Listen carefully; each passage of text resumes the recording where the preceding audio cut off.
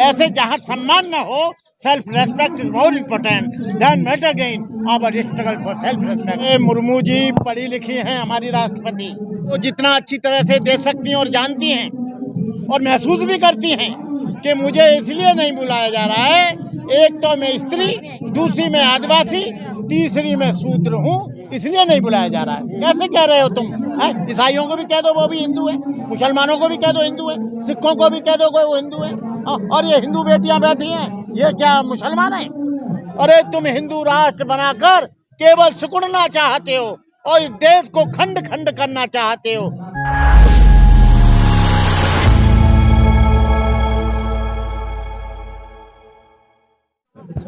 देखिए 28 तारीख कोई तारीख नहीं है, ना इस दिन कोई देश स्वतंत्र हुआ था, ना इस दिन कोई फ्रीडम हुई थी, ना इस दिन कोई संविधान लागू हुआ था, ना इस दिन कोई 26 जनवरी थी, ना इस दिन कोई 15 अगस्त थी, ना इस दिन कोई डॉक्टर अम्बेडकर जयंती थी।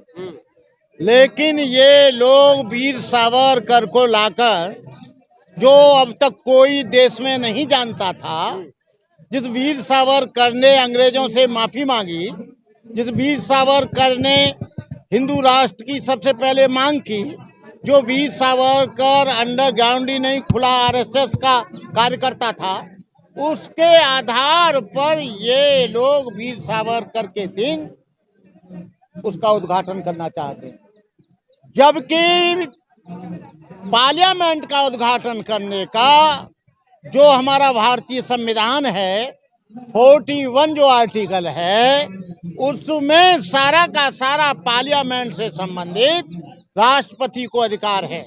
ये मुर्मू को निगलेक्ट कर रहे हैं और पहले रामनाथ कोविंद को तो निमंत्रण ही नहीं दिया।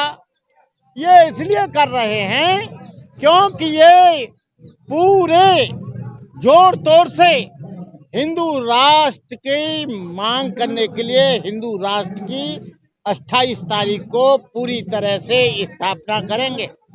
और जो नया संविधान लागू हुआ है, जो 2024 की अभी से तैयारी है, यदि ये 2024 में आते हैं तो जो नया संविधान प्रयागराज में बनाया है सभी शंकराचार्यों ने और यहाँ के सनातनियों ने, मनुवादियों ने, मनुस्मृति को पूरी तरह से लागू करने की कोशिश करेंगे। और उसका इम्प्लीमेंटेशन करने के लिए इन्होंने क्या किया है कि पूरे देश में कथावाचकों को कह दिया है कि तुम राम फाम की कथा छोड़ो, कृष्ण की कथा छोड़ो, तुम केवल ये प्रचार करो कि भारत जो है हिंदू राष्ट्र बनना चाहिए।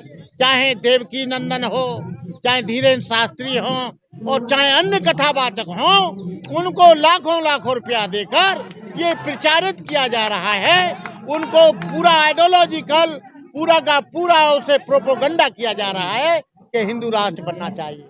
लेकिन मोदी जी, आपने देखा होगा नेपाल का हाल, आपने देखा होगा जब तक वो हिंदू राष्ट्र रहा वो भिखारी बन गया था। उसका कोई भी सड़कें नहीं थी, उसके पास कोई संसाधन नहीं थे, उसके पास कोई यातायात के साधन नहीं थे, उसके यहाँ कोई खाने पीने का साधन नहीं था। जैसे ही वो हिंदू राष्ट्र से अलग होकर उन्होंने डेमोक्रेसी लाए और वहाँ पर लोकतंत्र हुआ, आज चाइना हाथ बढ़ा रहा है, अमेरिका हाथ बढ़ा रहा है, फ्रांस मदद दे रहा है, इटली मदद दे रहा है, बांग्लादेश मदद दे रहा है। अरे तुम हिंदू राष्ट्र बनाकर केवल सिकुड़ना चाहते हो और इस देश को खंड खंड करना चाहते हो तो कर दो। जब यहाँ पर कोई मुस्लिम राष्ट्र की बात उठाता है तो उस पर एनएसए लगाकर, देशद्रोह का मुकदमा लगाकर बंद करते हो। खालिस्तान की मांग उठाता है तो उसको खालिस्तान के नाम पर उसको बंद करते हो। लेकिन धीरेन्द्र शास्त्री सालों से चिल्ला रहा है, तमाम लोग चिल्ला रहे हैं, ये लोकतंत्र के विरुद्ध और संविधान के विरुद्ध काम कर रहे हैं। इनको तुरंत एनएसए लगाकर इनको जेल के सीटों में डालना चाहिए। अगर वीर सावरकर के जन्मदिन पर पार्लियामेंट का उद्घाटन हो जाएगा तो दिक्कत क्या है इसमें? वीर सावरकर के नाम से हो जाएगा। वीर सावरकर कोई ऑथेंटिक इंडिया के लिए अथॉरिटी नहीं है। और दूसरा, यदि वो हो जाएगा तो हिंदू राष्ट्र बन जाएगा। और हिंदू राष्ट्र बन जाएगा तो मनुस्मृति लागू हो जाएगी। मनुस्मृति लागू हो जाएगी तो यहाँ पर शूद्रों के पीछे झाड़ू होगा, आगे हाड़ी होगी और यहाँ की स्थिति जातिगत आधार पर विभाजन हो जाएगा काम का। इसलिए हम कह रहे हैं लोकतंत्र बना रहने दो, यहाँ पर अपनी मर्जी से हर एक व्यक्ति की अभिव्यक्ति चलने दो। फिर तो यहाँ आदमी की अभिव्यक्ति को दबा दिया जाएगा, फिर तो यहाँ की स्वतंत्रता को मार दिया जाएगा। जो संविधान में समता, स्वतंत्रता, भाईचारा है वो खत्म हो जाएगा, डेमोक्रेसी खत्म हो जाएगी, लिबर्टी खत्म हो जाएगी, इक्वलिटी खत्म हो जाएगी, सोशल ऑर्गेनाइजेशन खत्म हो जाएंगे। क्या बात करते हो? ये तो आपको हिंदू राष्ट्र से क्या दिक्कत? अगर हिंदू राष्ट्र बन जाएगा आप अपने आप को हिंदू नहीं मानते क्या? हम तो अपने आप को हिंदू नहीं मानते, हम तो बुद्धिस्ट हैं। आप कहो मुसलमान से कि आप अपने आप को मुसलमान मानते, हिंदू मानते कि नहीं? अरे वो कुरान में आस्था रखता है, अल्लाह में आस्था रखता है, उसका धर्म अलग है, मेरा धर्म अलग है, मेरी विचारधारा अलग है, उनकी विचारधारा अलग है। कैसे कह रहे हो तुम?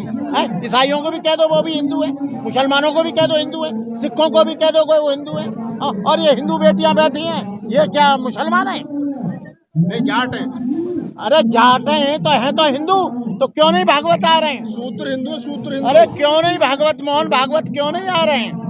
ये शूद्र हैं सब ना, इसलिए नहीं आ रहे हैं। यादव शूद्र, गुजर शूद्र, और ये यादव और गुजर सबसे बड़े छत्री बनते हैं, सबसे बड़े हिंदू बनते हैं। जब मुसलमानों से झगड़ा होने का काम आए तो सबसे पहले इन्हीं को आगे कर देते हैं, और जब अधिकारों की बात आए तब ये हो जाते हैं कि तुम गुजर हो, तुम जाट हो, तुम यादव हो, तुम अहरवार हो, तुम चमार हो। ये कारण है। एक आखिरी सवाल है कि द्रौपदी मुर्मू जो देश की राष्ट्रपति हैं, आखिरकार उनसे क्या दिक्कत है और उनको निमंत्रण क्यों नहीं दिया गया? क्या चाहती है सरकार? मतलब महिला विरोधी है, दलित विरोधी है, क्या है? ये मुर्मू जी पढ़ी लिखी हैं, हमारी राष्ट्रपति, और वो जो है ब्रह्म कुमारी आश्रम से उनकी ट्रेनिंग होकर आई है।